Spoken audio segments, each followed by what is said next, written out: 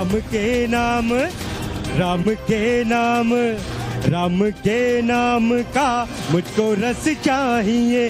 श्री राम मुझको कीर्ति न वैभव न यश चाहिए, श्री राम के नाम का रस चाहिए। और जब आप यहाँ पर असल में अब ये इलेक्शन यात्रा जिसको आप देख रहे हैं, ये जनगण का मन टटोलती हुई पहुंच गई है राजस्थान, और राजस्थान का सिंह द्वार जिसे कहा जाता है अलवर, वहां पर यह इलेक्शन यात्रा इस समय मौजूद है। और जब सिंह, असल में अगर आप पूछें बहुत सारे लोगों से तो बाघ को भी यहाँ सिंह कह दिया जाता है, शेर कह दिया जाता है। राजस्थान में और मध्य प्रदेश में कई जगहों पर इसको भी शेर कहा जाता है। तो सिंह द्वार को शायद यहाँ पर चित्रित करते हुए, उसको निरूपित करते हुए यहाँ पर ये बाग बना हुआ है। और यहाँ जहाँ हम मौजूद हैं, असल में ये यहाँ का एक मशहूर किला, और ऊपर उसके वो जगह जहाँ मैं कहूंगा अपने कैमरामैन से अगर वो दिखा पाए, वहां पर देखें आप, बजरंग बली और सैयद दरबार एक ही प्रांगण में है, एक ही छत है हनुमान जी का, एक ही वहीं पर मंदिर और वहीं पर सैयद दरबार भी है। यहाँ पर देखें कोई बीच में विभाजन की दीवार भी नहीं है, तो ऐसी है जगह। लेकिन फिर मेव का ये इलाका जिसने लिंचिंग भी देखी है, पॉलिटिकली चार्ज अप वो माहौल भी देखा है जिसको शायद हम और आप किसी भी सूरत से सही नहीं कह सकते। इस बार यहाँ पॉलिटिकली क्या सिचुएशन बन रही है, अलवर क्या इशारा कर रहा है राजस्थान के बारे में, राजस्थान क्या इशारा कर रहा है देश के बारे में, आज समझने की कोशिश करेंगे। और आज तो जब हम यहाँ राजस्थान की धरती में, वीरों की इस धरती में मौजूद हैं, तो आज प्रधानमंत्री नरेंद्र मोदी भी राजस्थान पहुंचे। चुरू में उन्होंने विरोधियों को, विपक्षियों को आड़े हाथों लिया। एक बार फिर से भ्रष्टाचार, परिवारवाद पर हमला बोला। और कांग्रेस के बारे में तो ये कहा कि कांग्रेस की पहचान सेना का अपमान और देश का विभाजन, इन दो वजहों से है। कांग्रेस की तरफ से आज मैनिफेस्टो लाया गया। मैनिफेस्टो में न्याय की बात की गई, कहा गया कि हम गारंटी देते हैं कि सभी के साथ न्याय होगा। लेकिन इधर मोदी तो गारंटी पूरा होने की गारंटी दे रहे हैं। असल में किस तरीके की स्थितियां बन रही हैं रन अप टू इलेक्शन, 19 तारीख पहला फेज, उससे पहले क्या होने वाला है, ये हम समझने की कोशिश करेंगे। अलवर में हमारे साथ जो खास मेहमान है, बहुत जल्दी से उनका परिचय आपसे करा देता हूं। हमारे साथ लक्ष्मीकांत जी जुड़ रहे हैं इस चर्चा में, भारतीय जनता पार्टी की तरफ से अपनी बात रखने के लिए। विनोद शर्मा जी भी हमारे साथ इस चर्चा का हिस्सा होंगे, जो कि पॉलिटिकल एनालिस्ट हैं। हमारे साथ योगेश मिश्रा जी इस चर्चा में जुड़ रहे हैं, जो कि कांग्रेस के नेता हैं। और हमारे साथ शेर मोहम्मद जुड़ रहे हैं, जो कि पॉलिटिकल एनालिस्ट हैं। तो इससे पहले कि हम चर्चा की तरफ जाएं, आप रिपोर्ट देखें उससे पहले जरा देख लीजिए यहाँ के लोगों का जोश कैसा है। एक बार दिखाइए जोश कैसा है, और उसी दौरान आप रिपोर्ट प्ले कर दीजिएगा प्लीज। आप रिपोर्ट दिखाइए जरा।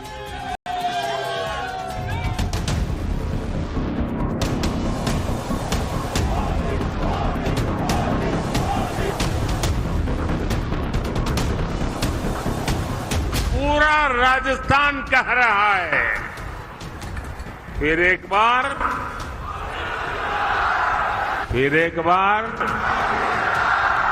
4 जून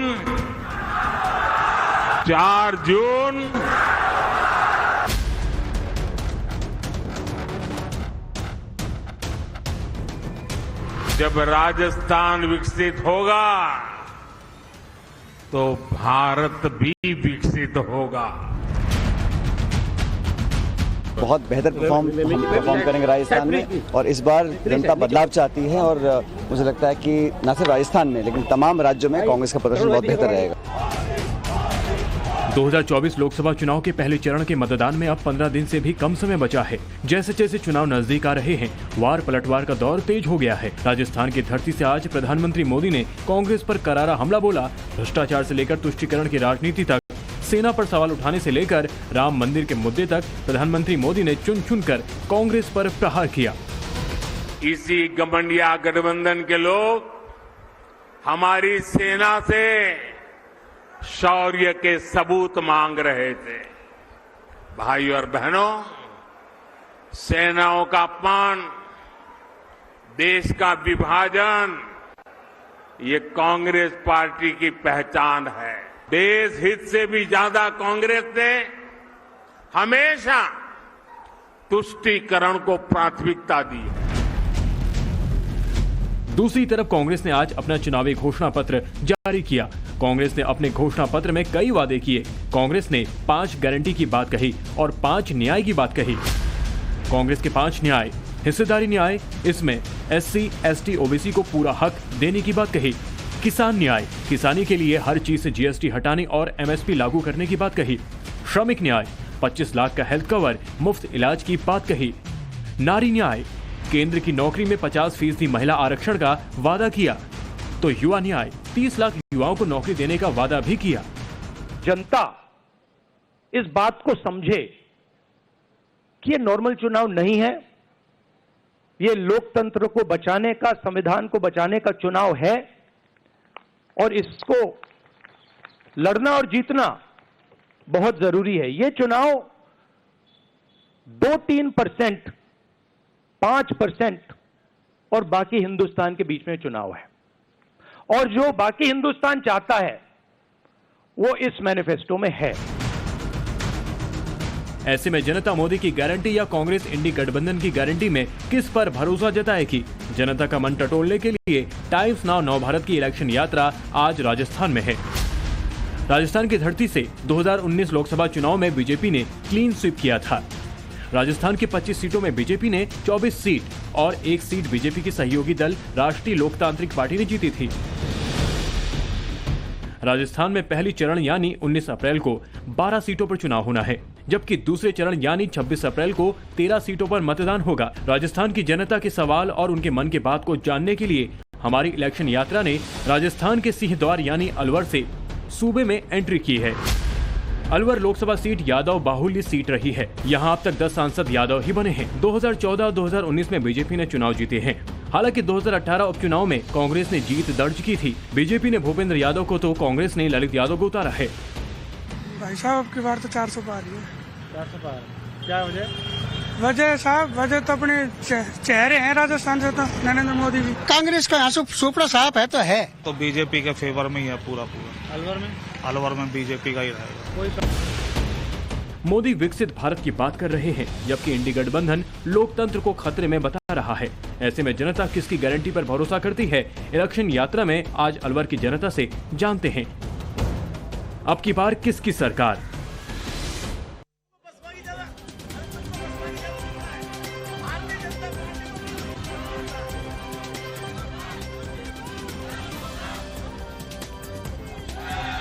और जब आप ये रिपोर्ट देख रहे हैं, यहाँ पर लगातार ये नारे लग रहे थे, आपकी बार 400 पार, भारत माता की जय।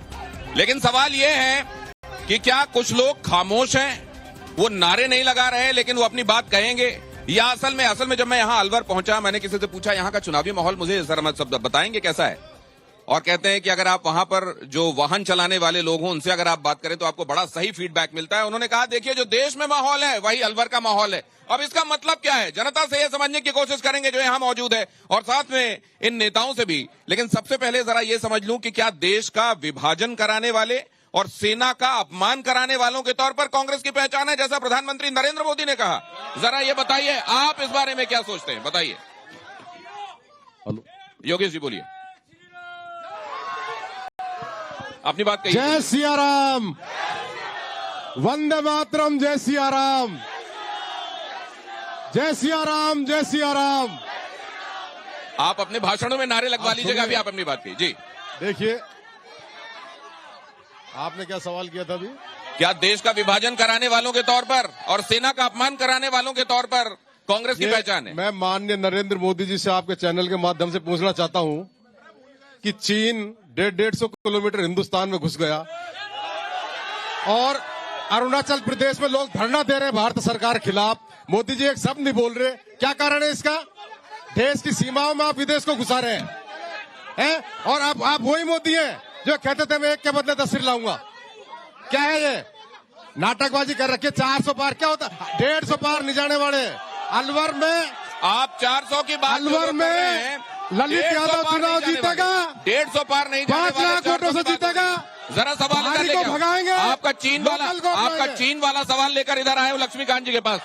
चीन की बात हो रही है, जरा बताइए। 150 किलोमीटर देश में घुस गया। सबसे पहले तो मैं जो नरेंद्र मोदी जी की अनगिनत उपलब्धियां हैं उसमें से एक उपलब्धि के लिए उनको बधाई देता हूं कि आज 75 साल के बाद में कांग्रेस के प्रवक्ता भी जय श्री राम बोलने लगे। और दूसरी बात जो इन्होंने चीन की है, जो चीन की इन्होंने बात करी है, भारत के सेना अध्यक्ष ने बिल्कुल साफ तौर पर कहा कि चीन ने 1 इंच जमीन भी भारत की पे कब्जा नहीं किया। लेकिन ये इतिहास है कि आधा अरुणाचल नेहरू जी के समय चीन लेकर चला गया और कांग्रेस पार्टी की सरकार कुछ नहीं कर पाई। आज भारत वो है भरोसा क्यों नहीं हो रहा है? में घुस के मारता है। इनको भरोसा क्यों नहीं हो रहा है? के बदले गलत बात। इनको भरोसा क्यों नहीं हो रहा है? हर देश का प्रेरणा लेते हैं इसलिए। किस लिए? इटली से प्रेरणा लेते हैं इसलिए भरोसा नहीं होता। इटली की वजह से भरोसा नहीं हो रहा है आपको? मेरी बात सुनिए, प्रेरणा इटली से लेते हैं इसलिए भरोसा बड़ा राष्ट्र। अरे नेहरू जी ने क्या किया था चाइना वाले मामले में? पाकिस्तान वाले मामले में क्या किया था? जितने दिन मोदी जी ने राज किया है ना, उससे ज्यादा नेहरू जी जेलों में रहे देश को आजाद दिलाने के लिए। देश को आजाद दिलाने के लिए। सवाल यह है देश के लिए किसने क्या किया? सवाल यह है देश के लिए किसने क्या किया? आप सुनिए मेरी बात। अगर ये चैनल आप बीजेपी का बन के बात कर रहे हो, ये मैं आपसे वो सवाल पूछ रहा हूँ जो उठाया गया है। मैंने तो नरेंद्र मोदी जी को इससे दी और आपने सवाल इनसे पूछा, इन्होंने आपको जवाब दिया। मैं आपसे जानना चाहता हूँ कि नेहरू जी भी याद आते हैं कि चीन के मामले में आपको? नेहरू जी ने कोई गलत काम नहीं किया। उस परिस्थिति थी, उस हिसाब से देश को बचाया, देश को आजादी दिलाई और देश की आजादी। आज संसद की कई बातों पर आपको यकीन नहीं है? करके चीन के मामले में संसद की कई बातों पर आपको यकीन नहीं है? संसद के माननीय मोदी जी झूठ बोल रहे हैं, देश को गुमराह कर रहे हैं। बताइए। देखिए, ये सारा देश को गुमराह कर रहे हैं। 1962 के भारत और चाइना वार का परिणाम क्या हुआ? आधा अरुणाचल आज भी चीन के कब्जे में है। और कौन देकर गया? जवाहरलाल नेहरू जी देकर। अरुणाचल भारत का हिस्सा है, चीन का कब्जे में कैसे करोगे? भारत का हिस्सा है। सेना ने घुसने की कोशिश की तो भारत के सैनिकों ने चीन को वो मुंह तोड़ जवाब दिया जो अरुणाचल भारत का हिस्सा है। कांग्रेस का राज आज नहीं है। जरा यहाँ मौजूद लोगों से पूछ लेते हैं, जरा एक सेकंड आपकी बात पर यहाँ मौजूद लोगों से पूछते हैं कि क्या आप लोग जरा अपनी राय दीजिएगा। देश आज सबसे ज्यादा सुरक्षित या मजबूत आपको लग रहा है या पहले सुरक्षित और मजबूत था? आज वाले हाथ उठाएं, आज वाले हाथ उठाएं।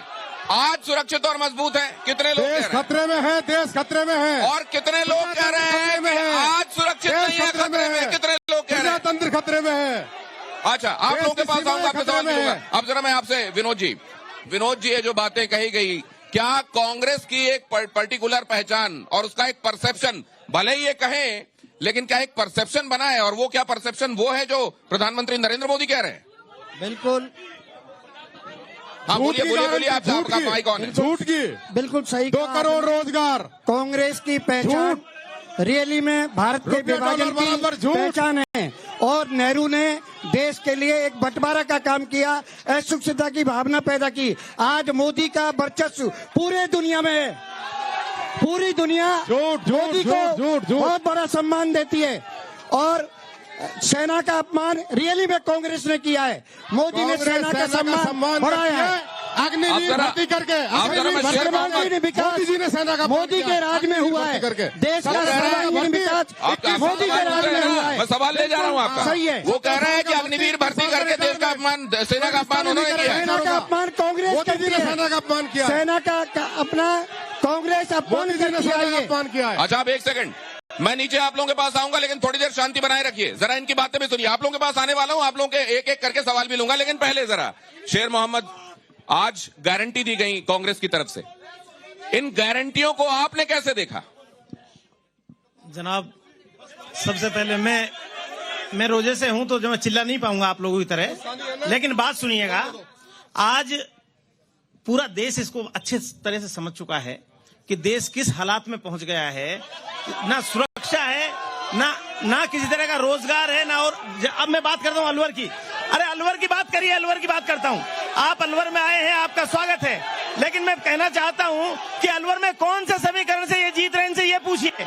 इनके पास आज की तारीख में इनको सबसे बड़ी चिंता इस बात की है कि बहुजन समाज पार्टी को कितना वोट मिल रहा है। कोई भी बीजेपी का नेता मिलता है तो वो बीएसपी को कितना वोट मिल रहा है, इनको बीएसपी की चिंता है। वोट काटने के लिए बहुजन समाज पार्टी को लेकर गए, उसके बाद भी इनको यहाँ पर निश्चित रूप से कांग्रेस जीत हल्ला करने से कुछ नहीं होगा। जमीनी हकीकत यह है कि अलवर के अंदर लोकसभा की सीट 100% कांग्रेस जीत रही है। ये हड़बड़ाहट है इन लोगों का। लोकसभा की सीट 100% कांग्रेस जीत रही है। बिल्कुल, मैं कह रहा हूँ। अभी आप जरा मैं इनसे ये भी पूछना चाहता हूँ, 100% जीत रही है तो ईवीएम पे ठीकरा तो नहीं फूटेगा? ऐसा है, माने जो भी चुनाव लड़ रहे हैं, इलेक्शन कमीशन से हम लोग तो ये आग्रह करेंगे, एक सेकंड, हम ये आग्रह करेंगे कि मशीनें जो हैं, मशीनें सुरक्षित हों, और जो भी लोग चुनाव लड़ रहे हैं तो आप कह रहे हैं सब्जेक्ट टू कंडीशन। एक सेकंड, शर्तें लागू? नहीं, एक सेकंड। जीतेंगे लेकिन शर्तें लागू? नहीं, शर्तें लागू ये है कि मशीनें बदलने का काम भारतीय जनता पार्टी करती है, वो नहीं करने देंगे। ये देखिए, एक तरफ 100% गारंटी, दूसरी तरफ मशीन की बात भी। अगर मशीन को लेके इतने ही श्योर हैं तो कर्नाटक और तेलंगाना कैसे हजम हो जाता है, हिमाचल कैसे मंजूर हो जाता है, और यहाँ ये अंदेशे क्यों हो जाते हैं? बहुत जल्दी से बात देखिए, माने सुप्रीम कोर्ट में भी चल रहा है। सुप्रीम कोर्ट के वकीलों ने दिखा भी दिया कि मशीन को हैक किया जा सकता है आराम से। फिर जब पूरा देश ये चाहता है कि मशीन से इलेक्शन नहीं हो, तो भारतीय जनता पार्टी को कौन सी जरूरत पड़ी? अब आप लोग के पास एक सेकंड सुनिए मेरी बात। लक्ष्मीकांत जी की इस बात के बाद आपके पास आऊंगा। आप लोग एक एक करके अपनी बात को कम शब्दों में, और जिससे आपका सवाल है वो स्पष्ट रूप से पूछिएगा कि सवाल इनसे नाम लेकर छोटे शब्दों में एक सवाल। जी जल्दी से अपनी बात कहिए। देखिए, कांग्रेस पार्टी अपने कुकर्मों को ईवीएम मशीन पर डालना चाहती है। मैं आपको बताना चाहता हूं, 2013 में राजस्थान का चुनाव था, केंद्र में कांग्रेस पार्टी की सरकार थी। यहाँ 163 सीटों से राजस्थान में भारतीय जनता पार्टी चुनाव जीती। ईवीएम कैसे हैक हो गई कांग्रेस पार्टी के राज में? और तब 2014 में केंद्र में आपकी सरकार थी, तब भारतीय जनता पार्टी 282 सीटों के साथ पूर्ण बहुमत की सरकार बनाई। ईवीएम कैसे हैक हो गई? अरे ईवीएम हैक नहीं होती, इनके कर्म हैक होते हैं। जो 5 साल कर्म करते हैं, जो देशद्रोह करते हैं, जाट सोरोस के पैसे पर देश का माहौल खराब करने की कोशिश करते हैं, जनता सबक सिखाती है। ये जनता भी जानती है श्रीमान जी, ये जनता भी जानती है। जॉर्ज सोरोस को पैसे मिलेंगे? अरे सुनिए, अरे इनको जॉर्ज सोरोस को पैसे मिलेंगे? अरे लक्ष्मीकांत जी, जनता भी जानती है। यहाँ लक्ष्मीकांत जी को पैसे मिलेंगे? आप बाहर कर रहे हो, आपको पता ही नहीं अलवर की आवाज लक्ष्मीकांत जी वो कह रहे हैं कि हमारी दबा नहीं सकते। मैं यहाँ पर आ रहा हूँ और यहाँ देखिए गौरव भी हमारे साथ मौजूद है। गौरव, शुरुआत में मैं आपका परिचय कराना भूल गया, लेकिन आज का ये जो माहौल आप देख रहे हैं ये तो बहुत ही हाई वोल्टेज है मामला। इसके लिए कुछ है आपके पास? जल्दी से मैं फिर सवाल लेने वाला हूँ जनता की। पब्लिक है ये सब जानती है, पब्लिक है। अजी अंदर क्या है बाहर क्या है, अंदर क्या है बाहर क्या है, ये सब कुछ पहचानती है, ये पब्लिक है। ये पब्लिक है, ये सब जानती है। पहले किसके पास? आइए, आपका सवाल बहुत कम शब्दों में, और किनसे है सवाल? मेरा इतना है कि आप जो भी कर रहे हैं, डिबेट कर रहे हैं, तो एक मुद्दों की बात करें। ये पार्टी पॉलिटिक्स में जो आपका आप मुझसे सवाल कर रहे हैं, तो पार्टी पॉलिटिक्स आप नहीं पढ़ेंगे, वोट डालने नहीं जाएंगे? नहीं, पॉलिटिक्स में आप नहीं पढ़ेंगे, पॉलिटिक्स मुद्दों पे होगी। मुद्दे में आपके सामने रख रहा हूँ। सवाल और किसका है? सवाल मेरा, एक मिनट, मेरा कांग्रेस अध्यक्ष से सवाल है कि प्रभु श्री राम जब लला विराजमान हुए तो इनके नेता क्यों नहीं गए अयोध्या? ये बता दे मेरे। योगेश जी, हाँ सुनिए, आप शांति रखना, शांति रखना। राम सबके हैं, राम किसी मोदी जी का पेटेंट नहीं है। बात सुनिए, क्यों जाए? बीजेपी के कार्यक्रम में नहीं जाएंगे, बीजेपी के कार्यक्रम में नहीं। हम गए, मैं गया खुद। जिस दिन मस्जिद ढही थी, मैं अयोध्या में था। तुम पैदा भी नहीं हुए थे, मैं वहाँ था। और सुनिए, राम सबका है। योगेश जी, उन्होंने बड़ा शालीन तरीके से सवाल पूछा। पैदा भी नहीं हुए थे, ये जाने की आवश्यकता है। और मैं इनसे पूछना चाह रहा हूँ, आपके बीजेपी प्रवक्ता जी से ये जिन्होंने कहा था कि कांग्रेस की बात करते, इन्होंने देश का विभाजन में सबसे पहले आजादी का जिन्होंने विरोध किया, जिन्होंने गोडसे की बात करते हैं, जो 370 का झूठा आरोप लगाते, 370 की हटिए देश से। 370 में केवल संशोधन हुआ है और केवल जनता को गुमराह किया है। क्या लोगों को रोजगार मिले हैं? 2 लाख लोगों को। उनसे भी सवाल पूछूंगा और जनता से भी। क्या 370 नहीं हटी? क्या ये कह रहे नहीं हटी? वो कह रहे नहीं हटी, केवल गुमराह किया जा रहा है। और क्या वो लीनियज जो आज भारतीय जनता पार्टी के तौर पर दिखाई देती है, क्या वो भारत की स्वतंत्रता के खिलाफ थे? अच्छा, आप जवाब दीजिए लक्ष्मीकांत जी, बहुत जल्दी से जवाब। देखिए, 370 का हटाया जाना भ्रामक है। देखिए, 2 बातें हैं। पहले तो जो ये कांग्रेस पार्टी के जो कार्यकर्ता है इतना उत्तेजित हो रहे हैं, इनसे मेरी अपील है, अब राजस्थान में भारतीय जनता पार्टी की सरकार है, थोड़ा कानून से चलें। और दूसरी बात एक और है, आप कह रहे हैं 370 नहीं हटी। अरे 370 हटी या नहीं हटी तो राहुल गांधी से जाके पूछो, जो बर्फ की डलियां खेल रहा है कश्मीर में जाकर, जो बर्फ की डलियां खेल रहा है बहन के साथ, हटी की नहीं हटी, उसको तो जाकर पूछो। सवाल तो फिर कह रहा हूँ, मेरा सवाल ये है, मेरा सर, अभी आप बात हो रही थी कांग्रेस के जो जिलाध्यक्ष है और कांग्रेस के ज्ञान पर। मैं केवल 1 मिनट सुनिएगा सिद्ध साहब, मैं केवल 2 बात कहना चाहता हूँ। ये कांग्रेस के जिलाध्यक्ष है क्या?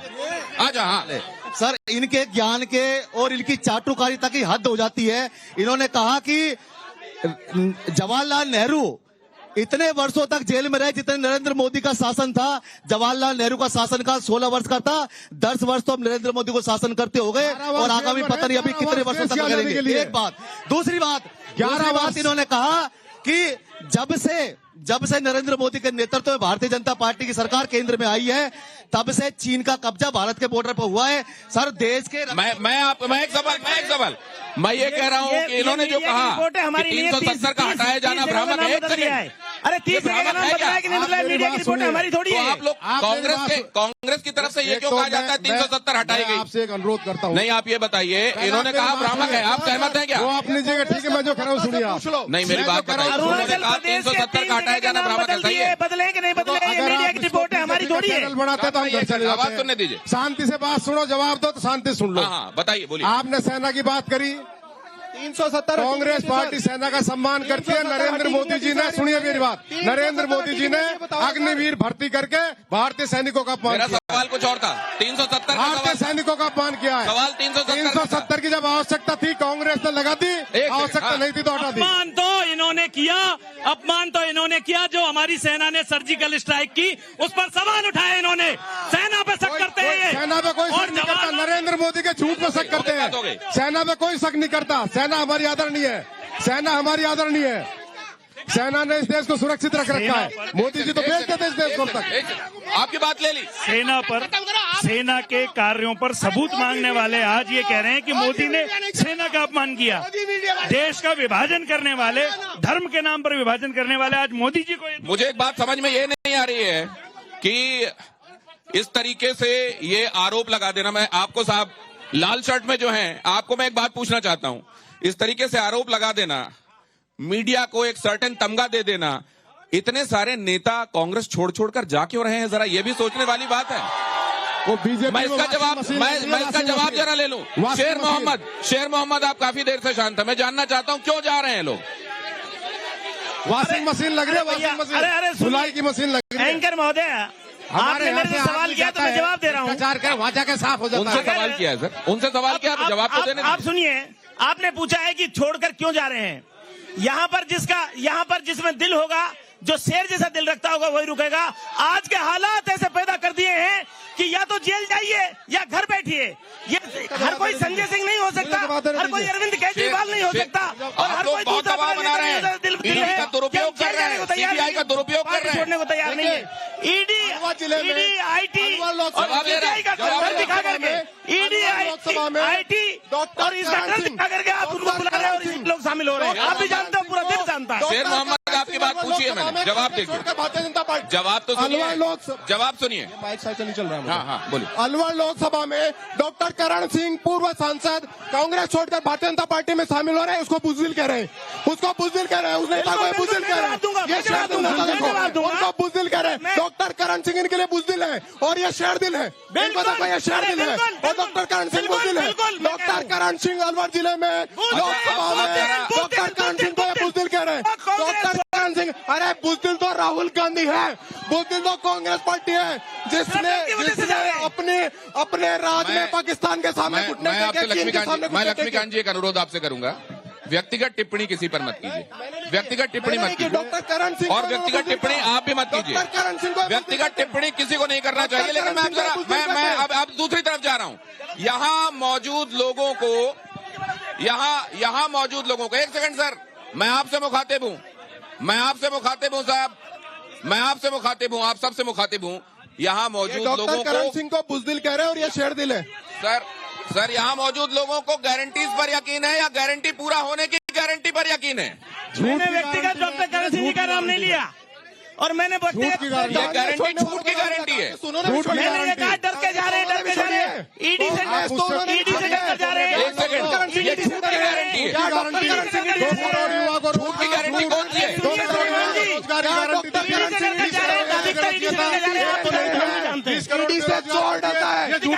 एक साथ बोलेंगे, आप भी बोलेंगे और ये भी बोलेंगे तो किसी की आवाज नहीं जाएगी। $1 पहले इनको बोलने दीजिए। $90 का डॉलर बिक रहा है। मैंने पूछा था कि गारंटी पर यकीन है या गारंटी पूरा होने की गारंटी? आपने कहा गारंटी झूठी है, झूठी गारंटी है। कांग्रेस ने 2 करोड़ युवा को रोजगार देना झूठ। रुपये डॉलर बराबर करना झूठ, युवाओं को रोजगार देना झूठ, ये गारंटी दी उन्होंने, सारी झूठ की गारंटी। अब मोदी जी के झूठ की गारंटी में चुनाव लड़ेंगे। और पहले लाए चांदनाथ जी को, फिर लाए बालकनाथ जी को, अब भूपेंद्र नाथ जी को। ये आलू से सोना कौन कर रहा है पता नहीं, अलवर की जनता आलू से सोना कौन कर रहा है। लेकिन ये गारंटियां, जरा गारंटी के बारे में झूठ की गारंटी जनता को नहीं चलेगी, बिल्कुल नहीं चलेगी। जनता किस पे? कांग्रेस की गारंटी सच्ची है, पहली कांग्रेस सच्चाई पर राज करेगी। कहा झूठ की गारंटी नहीं चलेगी। भाषण मत दीजिए, बात हो रही है सर। अब उनसे सवाल किया, आपके बात ले लिए मैंने। इन्होंने भूपेंद्र यादव जी को बाहरी कहा, इन्होंने भूपेंद्र यादव जी को बाहरी नहीं कहा। अमेठी से भागकर वायनाड गए राहुल गांधी को बाहरी कहा इन्होंने। और दूसरी बात एक और, इटली से आई हुई सोनिया गांधी भी बाहरी है। आप किसको बाहरी कह रहे हो? जोधपुर छोड़कर जालोर ये बाहरी वाली बात होती है। आप अगर गारंटी की बात कर रहे हैं, ये बता दूं अपने दर्शकों को, बिल्कुल बताइए। भूपेंद्र यादव जी के यहाँ से चुनाव लड़ने की वजह से बहुत सारे लोगों का कहना है कि स्थानीय प्रत्याशी होना चाहिए था। स्थानीय ही जीतेगा, स्थानीय ही जीतेगा भी बात कही जा रही है। राहुल गांधी जा रहा है कि आप बाहरी किसको कह रहे हो? अब जरा इसकी दलील सुनिए, आप बात कहिए। इन्होंने कहा कि भूपेंद्र यादव जी बाहरी है, तो अमेठी से भागकर वायनाड गए राहुल गांधी क्या है? इटली से आई सोनिया गांधी क्या है? पूरा जोधपुर छोड़कर जालौर सिरोही गए, जोधपुर छोड़कर सारों गए। ये कहीं कह रहे हैं, ये नहीं कह रहे, ये राहुल गांधी को बाहरी कह रहे हैं, सोनिया गांधी को बाहरी कह रहे हैं, ये वैभव गहलोत का बाहरी कह रहे हैं। ये वो लोग हैं जो खुद नहीं तय कर पा रहे हैं। ये हताश लोग, निराश लोग जो ये मान चुके हैं कि 25 की 25 सीटें भारतीय जनता पार्टी लाखों वोटों से जीतने वाली है। ये लड़ी नहीं रहे। 4 प्रत्याशी भाग गए इनके राजस्थान में, जिनको टिकट दी वो 4 प्रत्याशी छोड़कर भाग गए राजस्थान में। एक छोटा सा सवाल है मेरा एक छोटा सा सवाल है। मेरा एक सवाल, अन्य भूपेंद्र जी सम्मानजनक है, हम इनकी इज्जत करते हैं। ये जितने लोग नारा लगा रहे हैं उनके गाँव का नाम बता सकते हैं? पूछना इनसे। हाँ कितना? हाँ कौन सा गाँव है? अच्छा आप मेरी बात सुनिए, बता सकते? नहीं, इधर से तो 400 पार की बात हो रही है। आप लोगों का आंकड़ा क्या है, कितना पार? ये कांग्रेस वाले बताएंगे। मैं बताता हूँ किसी भी सूरत में भारतीय जनता पार्टी 200 पर नहीं जाएगी। अरे अपनी बात कीजिए। 200 पर नहीं जाएगी भारतीय जनता पार्टी। कांग्रेस और सहयोगियों की बात इंडिया गठबंधन सरकार बनाएगा और बहुमत से बनाएगा।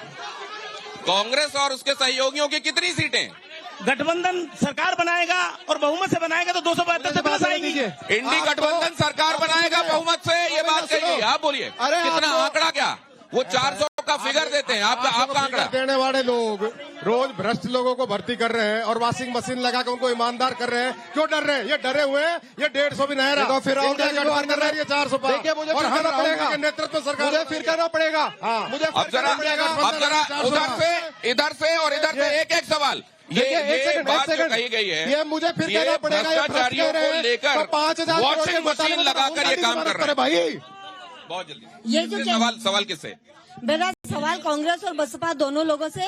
एक तो मुझे बहुत भयंकर आपत्ति है बसपा के नेता से कि आप इस देश के प्रधानमंत्री रहे हुए बसपा के सपोर्टर जो भी है, उन्होंने मोदी जी को चोर कहा। ये इस बात पे मुझे आपत्ति है। दूसरा, अगर ये कह रहे हैं कि वॉशिंग मशीन लगी हुई है, अरे वॉशिंग मशीन इसलिए लगी है कि उन लोगों को डर लगा है, वो डर के मारे अपने चप्पल जूते उतार के भागे भाजपा के पास कि वो 400 पार कर रही है। सवाल वो पार्टी सवाल क्या जी? इनके तो घोषणा पत्र की भी इनको जानकारी नहीं है कि वो दिल्ली से लागू हो गया है और ये जयपुर से लागू करने की बात कर रहे हैं। पहले अपनी पार्टी की जानकारियां ले लें तो इनके लिए ज्यादा अच्छा रहेगा। ये योगेश जी से। योगेश जी, आपको अपने बारे में, अपनी पार्टी के बारे में जानकारी भी नहीं है, ये यहाँ का ऑब्जर्वेशन है। सवाल क्या है? माइक मत। मेरा सवाल बीजेपी से है। आप गारंटी की बात कर रहे हो, पहले तो मोदी जी यशोदा बहन को गारंटी दी, उसको पूरी कर दें। दूसरा मैं ये कहना चाहती हूँ,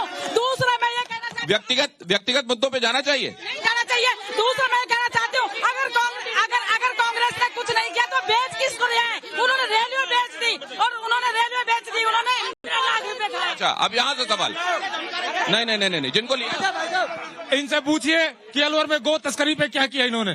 गो तस्करी पे रोक लगाई क्या कांग्रेस सरकार में? इतनी बड़ी गो तस्करी का मुद्दा यहाँ का बड़ा मुद्दा, उस बारे में क्या किया? एक सेकंड पहले जवाब बीजेपी के राज में हुई है।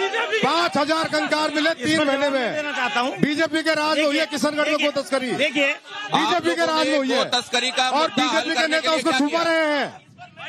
गो तस्करी बीजेपी के राज में हुई है और सबसे ज्यादा चंदा बीजेपी ने गो तस्करों से लिया है। पहले होती थी, बीजेपी की राज में पकड़ी गई है, इनकी दलाली पकड़ी गई है, कांग्रेस को तस्कर है। पेट्रोल बॉन्ड पर सबसे ज्यादा चंदा वहाँ का स्थानीय विधायक कांग्रेस इनकी साठगांठ से वहाँ पर गो तस्करी पिछले 5 साल से हो रही थी। भारतीय जनता पार्टी राजस्थान में जब से आई है तब तुरंत कार्रवाई होकर वहाँ पर किशनगढ़ में जो गो तस्करी पकड़ी है वो बीजेपी सरकार में पकड़ी गई है। आप लोग सवाल पूछ रहे हैं, अपनी बात सवाल पूछिए, किससे पूछ रहे सवाल पूछना चाह रहा हूं। पेट्रोल बॉन्ड का आज इनका प्रत्याशी जो गोमांस बेचते हैं उन्होंने प्रचार कर रहा है बीजेपी को। इनका पता करिए एक दिन भी है क्या? राहुल गांधी के नाम पर वोट नहीं मांग रहा, हम नरेंद्र मोदी के नाम पर मांग रहे हैं। चंदा लेते हो तुम। राहुल गांधी के नाम पर वोट मांग रहा है स्थानीय प्रत्याशी। और ये क्यों हो रहा है? राहुल गांधी ईमानदार कि हम नरेंद्र मोदी के नाम पर वोट मांग रहे हैं। एक बात मैं समझना चाहता हूँ, एक बात मैं समझना चाहता हूँ कि क्या योगेश जी कंफ्यूजन बहुत है क्या कांग्रेस में और इंडिया अलायंस में? ऐसा है, कोई कंफ्यूजन नहीं है। आप इलेक्ट्रोल बॉन्ड का चंदा जो गोमांस बेचती है कंपनियां, सबसे ज्यादा भारतीय जनता पार्टी को चंदा दिया है उन्होंने। कांग्रेस ने तो नहीं लिया ना? कांग्रेस ने नहीं लिया, उनसे नहीं लिया चंदा ना। कांग्रेस ने इलेक्टोरल बॉन्ड से चंदा नहीं लिया। गौ तस्करों से नहीं लिया कांग्रेस ने चंदा। गो तस्करों से कांग्रेस ने चंदा नहीं लिया, भारतीय जनता पार्टी ने चंदा लिया। गोमांस बेचने वालों आप रिकॉर्ड देखिए, सबसे ज्यादा चंदा गोमांस बेचने वालों से लिया। समझता था गौ माता की बात करते हैं। मैं तो ये इनके एक के भी घर में गाय हो तो बताओ। मेरे घर में गाय, टाइम का मैं जवाब लीजिए, जवाब एक के घर में नहीं है तुम्हारे, जवाब लीजिए। मेरे घर में गाय नहीं है तेरे। हम तो यह समझते थे कि कांग्रेस में एक ही राहुल गांधी है। यहाँ तो भरे पड़े जिनको कुछ हम सब राहुल है, हम सब राहुल है, हम सब राहुल है। किसको चंदा दिया? हम सब राहुल है। अरे भाई, ओ भैया शेख राहुल गांधी जिंदाबाद, भैया शेख मोहम्मद, राहुल गांधी जिंदाबाद, ओ शेख मोहम्मद, राहुल गांधी जिंदाबाद। अरे शेख मोहम्मद जी, ये मैं राहुल हूँ। अरे शेख मोहम्मद जी, ये शेख मोहम्मद, राहुल गांधी जिंदाबाद जा रहा है। क्या इस पे राहुल गांधी जिंदाबाद। गो तस्करी के मुद्दे पर क्या फुल स्टॉप लगेगा? क्योंकि यहाँ के लोगों का बहुत बड़ा कंसर्न है ये। एंकर महोदय, इसका जवाब मैं देता हूँ आपको। इसका मैं देता हूँ, जब आप बात में इनको जानकारी नहीं है। आप तो बोला मेवात की स्थिति के बारे में हम ज्यादा बेहतर जानते हैं। आप तो ये बताओ शेर मोहम्मद साहब, बताइए, बस एक जवाब ले लूं उसके बाद आता हूँ। और आप लोग भी अगर शांति बनाए रखेंगे, अगर नारे लगाते रहेंगे लगातार, तो कोई बात यहाँ से सुन नहीं पाएंगे। मैंने आप में से सब लोगों की ज्यादातर बातें शामिल करने की कोशिश की है, लेकिन अगर आप लोग शांत नहीं रहेंगे तो बातें नहीं सुन पाएंगे। अब अपनी बात कहिए। शेख मोहम्मद जी आप बोल रहे हैं, तो शेख मोहम्मद जी ये बताओ, योगेश जाटव को पीट पीट कर क्यों मारा? हरीश जाटव को पीट पीट कर क्यों मारा? चिरंजीवी लाल सैनी को पीट पीट कर क्यों मारा? हमारे अलवर में आइए जवाब दीजिए। आपने सवाल पूछा, जवाब दीजिए। शेर मोहम्मद जवाब दीजिए। कहाँ पर मारा, किसको मारा, कहाँ मारा, बताओगे क्या? नहीं पता। अरे सुनिए पहले मेरी बात। अभी मैं अरे सुनो, मैं तर्कसंगत बात करता हूँ। अरे श्रीमान जी, भाई जी सुनिए, मैं तर्कसंगत बात करता हूँ, मैं बिना तर्क के बात नहीं करता हूँ।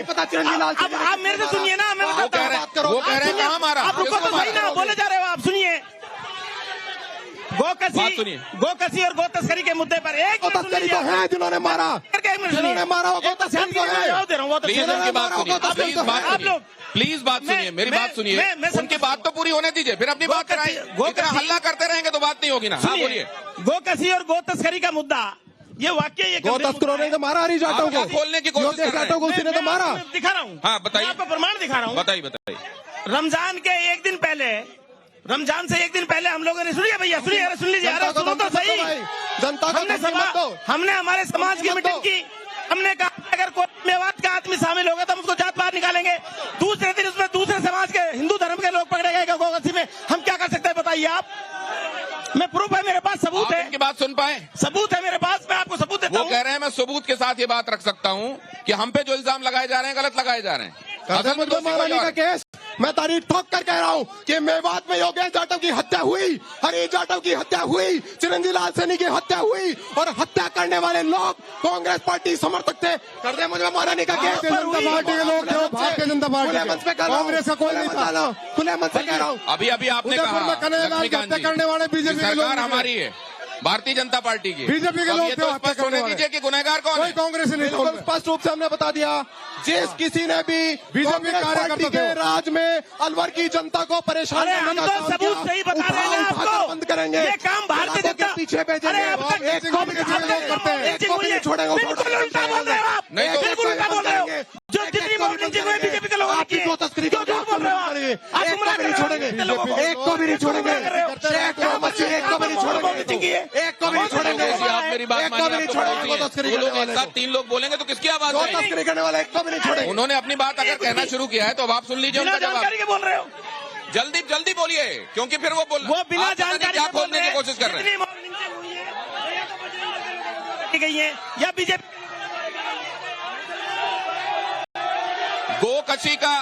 गोकशी का मुद्दा, क्या इस पर एक प्रभावी लगाम 2014 के बाद से बनी हुई स्थितियों में लग रही है कि नहीं लग रही है? बीजेपी के लोग गो तस्करी करवाते हैं, बीजेपी के लोग हो रही है कि नहीं हो रही है? अरे कांग्रेस के लोग और गौ मांस बेचने वालों से चंदा लेते हैं लोग। हम लोग आप ये बात लेके अदालत में गए? आप इस बात को लेकर अदालत में कुछ नहीं कर सकते, ये प्रमाण है हमारे पास, चले जाएंगे, हमारे पास ये प्रमाण है। आप अभी जाएंगे, आप किस बात का ये लोग तस्करी कराते हैं, मेरे पास प्रमाण है। और ये जो बातें हो रही है इनके बीच में एक बार फिर से मैं जरा गौरव के पास चलूं। तो ये बताओ अलवर से जीत राहुल करो, आपको कितनी बातें मंच से कही हुई समझ में आई? क्या समझ में आया अभी तक? भंवर जितेंद्र सिंह जी ने, उनके नाम पर वोट मिल रहा है। सत्य न विचलित हो कभी, सत्य न सकता हार, मिटे पाप का मूल भी, करे सत्य जब वार रे बंदे, करे सत्य जब वार। अब यहाँ पे एक बात और समझिए कि यहाँ का जो जातीय समीकरण है वो ये इशारा करता है कि MY फैक्टर जिसकी बात की जाती है वो असल में यहाँ भी प्ले करता है। यहाँ यादव बड़ी संख्या में है, 13% के आसपास, 18% के आसपास मुस्लिम है यहाँ, और SC ST दोनों की आबादी अगर आप मिला देते हैं तो 22% के आसपास है। मैं थोड़ा अलवर स्पेसिफिक की भी बात करना चाहता हूं। अलवर के लोगों की जिंदगी में तब्दीली 2014 और 2014 के बाद क्या समझ में आ रही है? तब्दीली हुई है, पॉजिटिव है या नहीं है? दोनों तरफ का लूंगा, क्योंकि यहाँ ये कहा जा रहा है कि एक तरफ एक समर्थक खड़े हैं, दूसरी तरफ दूसरे। जरा जल्दी जल्दी। देखिए, अलवर के अंदर तब्दीली, अमन चैन शांति है। कांग्रेस की सरकार थी, यहाँ पे गो तस्कर, टटलूबाज इतने हो गए थे कि आम जनता सुरक्षित नहीं थी। गले में से बहन बेटियों की चैन खींच ली जाती थी, बहन बेटियां सुरक्षित नहीं, रेप हुआ करते थे। मैं एक वकील, उधर की बात भी लेना चाहिए। इधर मेरी 10 साल इनका सांसद रहा, आप पहले तो बात सुनो, भगा मत करो। 10 साल इनका सांसद रहा, कोई 5 काम ये गिनाते मीडिया कम, कोई मुद्दों की बात करो, रोड़े मत करो, ये हो गया वो। मैं कह रहा हूँ इनका बताया ना, पानी की समस्या पे एक भी काम किया हो इन्होंने। इनका एक ही नारा है, चंदा दो धंधा लो, नहीं तो पानी की समस्या एक बड़ी समस्या है। पानी के बारे में ये भी कि 3 ही दिन पानी आता है और बाकी दिन टैंकर्स के जरिए सप्लाई। अब ये पानी की समस्या अगर जस की तस है तो तब्दीलियां क्या आई? देखिए बताइए, जल जीवन मिशन में 45,000 करोड़ रुपया भारत सरकार ने राजस्थान के लिए भेजा, लेकिन राजस्थान में भ्रष्ट निकृष्ट कांग्रेस पार्टी की सरकार उसमें से 20,000 करोड़ खा गई। और ये जो आज स्थिति है, ERCP जिसको 5 साल इन्होंने लटका के रखा, वो ERCP का पानी अब भारतीय जनता पार्टी की सरकार में अलवर जिले को मिलने लगेगा। 3500 करोड़ रुपया 3500 करोड़ रुपया भारतीय जनता पार्टी की सरकार ने अलवर के पानी के लिए रखा था। ये जो टीकाराम जूली आज जो यहाँ बना हुआ है, इसने सबसे ज्यादा उसका विरोध किया था। इस टीकाराम जूली ने इसका विरोध किया। लक्ष्मीकांत जी, एक सेकंड शांत रहिए, और आप लोग भी शांत रहिए, प्लीज शांत रहिए, प्लीज बात मानिए। ये बताइए कि अगर इन्होंने चोरी की तो आपने कितनों को पकड़ा और सीखों के पीछे डाला? अब बड़ा इंटरेस्टिंग सवाल है, इसका इंटरेस्टिंग जवाब लीजिए। आपने पूछा मुझसे कि इन्होंने चोरी की और हमने कितनों को पटक के अंदर डाला। चोरी की, अभी देखिए, कांग्रेस ने चोरी कर ली, वहां से केंद्र ने पैसे भेजे पानी के लिए, लेकिन कांग्रेस ने चोरी कर ली, तो आप अभी यहाँ क्यों खड़े हैं? एक सेकंड, गलत बात। नहीं, वही कांग्रेस ईमानदार, बीजेपी चोरी मेरी बात सुनिए, मत पकड़िए। इनसे ये पूछा है कि कितना अंदर किया? 5 साल ERCP इन्होंने जवाब ले लीजिए कि कितने लोग अंदर गए अगर भ्रष्टाचार हुआ है तो। कांग्रेस ने अंदर कराया लोगों को। सुनिए, ये क्या अंदर कराया? जल जीवन मिशन में जो 20,000 करोड़ रुपया कांग्रेस पार्टी की सरकार ने खाया, आपने मुझसे सवाल पूछा कि कितनों को अंदर किया? भारतीय जनता पार्टी के लोग उसमें दलाली में शामिल थे। भारतीय जनता पार्टी के लोग उस दलाली में शामिल थे। बीजेपी के ईडी क्यों चिल्ला रहे हैं? क्योंकि उसी ईडी ने इनके अधिकारी बंद किए हैं। लोग तुम लोगों ने जल जीवन मिशन का ठेकेदार था, उसके ससुराल बीजेपी का बोरी भरकर प्लॉटों के कागज निकले बोरी पर बीजेपी का इनके ईडी निकाल। कुछ एक समस्याएं बीजेपी का ये समझ में नहीं आता कि एक से दूसरे पर आरोप और प्रत्यारोपों के बीच में कुछ समस्याएं जस की तस क्यों होती हैं? गरीबी की बात हर सरकार में क्यों होती है? क्यों होती है बेरोजगारी की बात हर सरकार में? क्या ये हमेशा चलने वाली समस्याएं और इनके लिए कोई टीका नहीं बना, इनके लिए कोई वैक्सीन नहीं है और ये हर कोई इस पर राजनीति करता है क्या? ये मैं समझने की कोशिश करूंगा। लेकिन अब क्योंकि हम कार्यक्रम में आखिरी पड़ाव में हैं, इससे पहले कि मैं इसको क्लोज करूं, मैं विनोद जी एक बात समझना चाह रहा हूं, क्या वो समस्याएं जस की तस रहेंगी और दूसरे पर आरोप प्रत्यारोप होंगे? जो समस्याएं हैं उनका मोदी बिल्कुल हल करेंगे और इन 10 सालों में IIT की संख्या दुगनी हुई है। एम्स देश में डबल खुले हैं। IIT IIIT सारी संख्या डबल हुई है। मोदी के राज में हवाई अड्डे बढ़े, राष्ट्रीय राजमार्ग खुले, देश में चहुमुखी विकास हुआ है। कार्यक्रम का समय पूरा होता है तो प्लीज आप ब्रेक रोल कीजिएगा, लेकिन मैं तब तक इस बात को आगे बढ़ाऊंगा। उन्होंने ये कहा कि समस्याएं इसलिए जस की तस हैं कि विपक्ष ने कभी या तो सहयोग नहीं किया या विपक्ष जब सरकार में रहा तो उन्होंने नीतियों को वैसे लागू नहीं होने दिया। मोदी जी और भारतीय जनता पार्टी के लोग विकास का काम करना ही नहीं चाहते। राम के नाम पर, हिंदू मुसलमान के नाम पर भाई को भाई से लड़वाते हैं और फूट डालो राज करो की नीति अपनाते हैं। ये फालतू की बात करते हैं, झूठी सारी इनकी गारंटियां हैं। कांग्रेस सच्ची गारंटी देती है। कांग्रेस यहाँ मौजूद लोगों में दोनों तरफ के समर्थक हैं, कांग्रेस वाले भी हैं और भारतीय जनता पार्टी वाले भी हैं। राहुल और मोदी के नारे लग रहे हैं, लेकिन इनमें आपको कौन से नारे समझ में आ रहे हैं ये समझने की कोशिश कीजिए। राहुल या